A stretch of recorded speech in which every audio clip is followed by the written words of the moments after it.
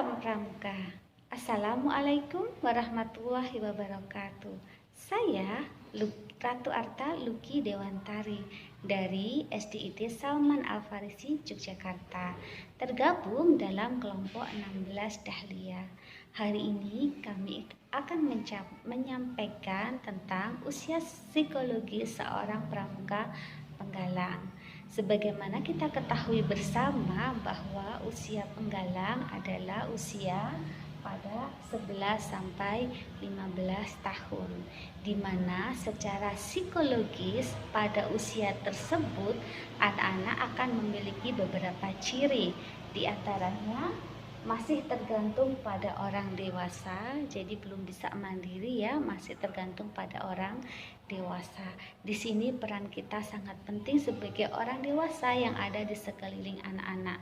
Anak-anak atau adik-adik binaan kita mungkin sudah memiliki banyak pemikiran ya, pemikirannya sudah mulai berkembang ke arah yang lebih kompleks, tetapi mereka akan bertanya mengenai beberapa hal atau mempertanyakan mengenai beberapa hal, bahkan kemungkinan antara hitam, ketika anak-anak kan hitam dan putih itu jelas ya, anak-anak PAUD, anak-anak SD kelas bawah, tetapi SD kelas atas atau sudah mulai usia penggalang dan SMP itu mungkin akan mulai melihat ada abu-abu, yaitu abu-abu itu diantara hitam dan putih.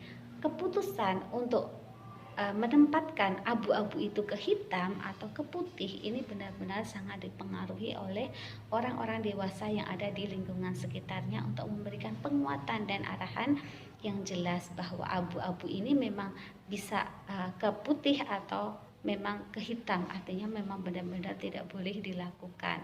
Nah, ini peran orang dewasa yang ada di sekelilingnya dalam hal pemikiran, dalam hal pengarahan ide atau opini, dalam hal juga mengarahkan tingkah laku dan sikap dari anak-anak tersebut. Itu peran orang dewasa yang ada di sekelilingnya yang masih dibutuhkan oleh anak-anak pada usia penggalang.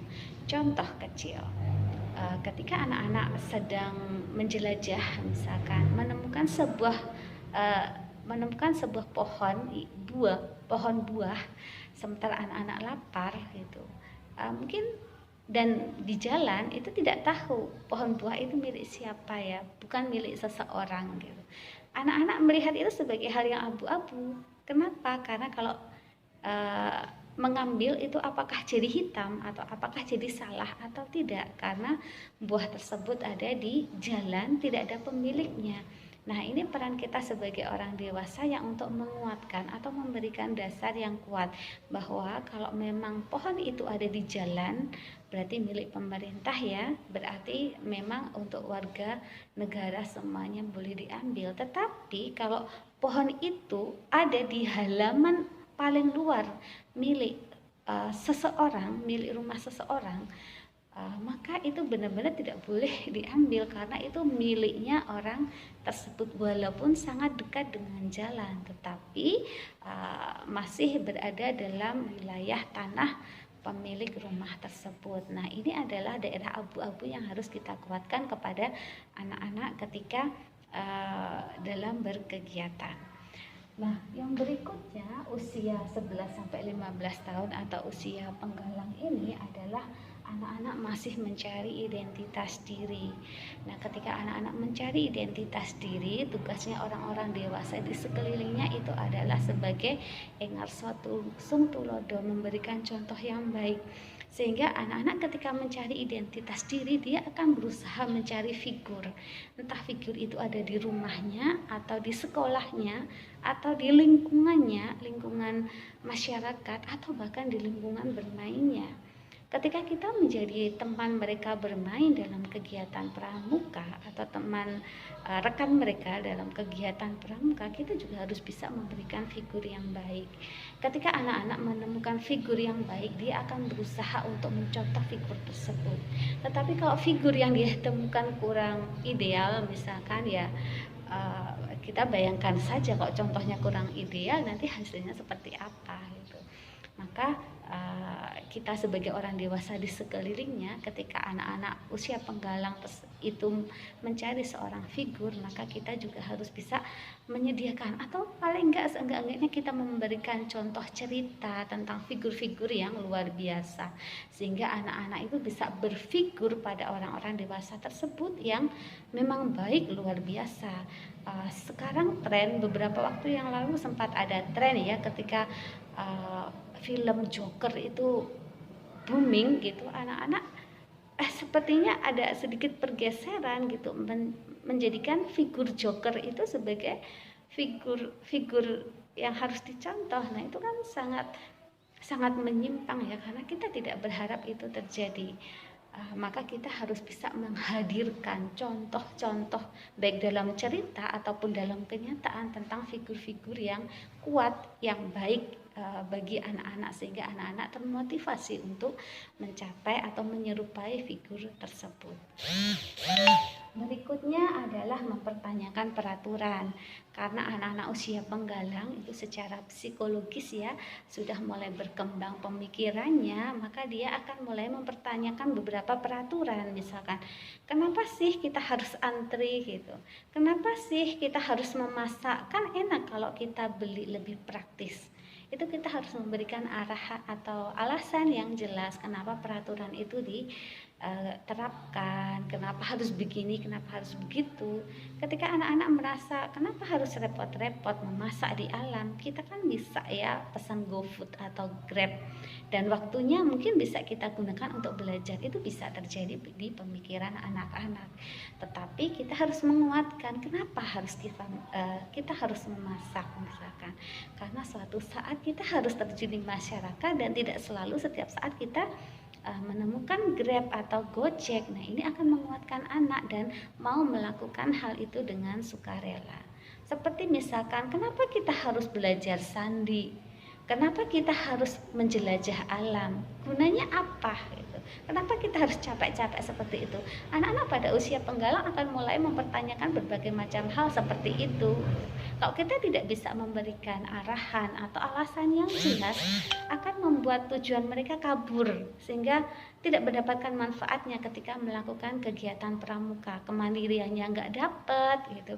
Yang adanya justru hanya mengeluh karena capek, karena harus menginap, badannya kotor dan lain sebagainya. Itu yang akan terjadi ketika kita tidak bisa memberikan dasar pijakan yang jelas bagi anak-anak yang mulai mempertanyakan berbagai macam peraturan. Psikologis berikutnya adalah kesetiakawanan. Nah, anak-anak pada usia penggalang ini biasanya memiliki kesetiakawanan yang tinggi, sehingga kadang membentuk grup-grup kecil gitu ya. Ada kalanya hal itu bagus bagi mereka ya, bisa saling menguatkan. Tapi ada kalanya itu tidak, kurang bagus ketika mereka dikelompokkan ke kelompok lainnya tidak dia sesuai, yang tidak klik dengan dia, jadi merasa tertekan. Nah itu tentunya sangat berpengaruh negatif bagi anak. Jadi kesetiakawanannya itu harus diarahkan juga untuk hal-hal yang positif, saling menguatkan, bisa menerima dan tidak mencela temannya. Jadi ketika temannya berbuat kesalahan atau sesuatu yang memalukan tuh dia tidak mencela, bahkan justru membantu. Ini ada sebuah cerita ya, ketika beberapa saat yang lalu kami kemah dengan anak-anak, dengan adik-adik binaan kami gitu. Ternyata ada salah seorang yang ternyata masih mengompol ya, padahal sudah usia penggalang. Temannya itu secara refleks itu menjauhi atau mungkin ya tidak mau tidur di dekatnya gitu. Dan luar biasanya adalah ada salah seorang anak gitu yang dengan sukarela langsung mendekati anak tersebut, terus bilang gini, besok lagi kamu kalau mau ke toilet aku dibangunkan saja. Itu luar biasa sekali, berarti jiwa kepemukaannya sudah sangat bagus. Dia peduli dengan temannya, kesetiakawanannya sangat tinggi, tidak hanya pada hal-hal yang menyenangkan tetapi juga pada hal-hal yang kurang menyenangkan. Yang berikutnya adalah peduli pada penampilan. Sebagaimana kita ketahui ya, pada usia penggalang itu sebagian anak-anak mungkin sudah mengalami pubertas sehingga sangat peduli dengan penampilannya. Di sini juga kita harus berikan penguatan ya, bahwa penampilan itu memang bagus tetapi bukan yang utama. Kita bantu mereka untuk berpenampilan bagus, rapi, disiplin, berpakaian matching, bersih itu harus. Tetapi tetap kita harus tekankan ketika anak mungkin menjadi gemuk ya, kadang-kadang anak perempuan kalau pubertas itu kan menjadi gemuk, kita juga selain menguatkan dia untuk nggak apa-apa, bisa diturunkan gitu, nggak apa-apa, nggak masalah gitu. Masalah penampilan tuh bisa diturunkan, berat badan bisa diturunkan, baju bisa dibuat lebih bagus, tetapi yang lebih penting adalah isinya. Casing itu hanya dilihat pertama, tapi isinya yang membuat anak-anak bisa dihargai oleh orang lain, bisa diterima oleh sesama. Kalau dia tidak memiliki kepribadian yang bagus, pertama casingnya tapi bagus, pertama orang akan tertarik, tapi setelah itu akan menjauh karena mungkin kalau berkata menyakitkan, tidak mau membantu temannya gitu, hanya sibuk dengan dirinya sendiri. Nah itu pasti akan dijauhi oleh teman-temannya. Nah ini tadi adalah sekilas tinjauan psikologis anak-anak di usia penggalang ya, yaitu di usia 11 sampai 14 tahun. Mudah-mudahan kita sebagai pembina bisa memberikan sistem among yang bagus bagi anak-anak tersebut, yaitu ing arsa sungtulodo kalau di depan memberi contoh, ing madya mangun karso kalau di tengah kita membangun kebudayaan yang baik, karakter yang baik, karso yang baik tadi, dan tururi handayani kalau semua sudah bagus, kita tinggal mendorong dari belakang. Mungkin cukup sekian yang bisa kami sampaikan tentang kondisi psikologis usia penggalang. Semoga bisa menjadi penyemangat bagi saya sendiri dan bagi teman-teman semuanya.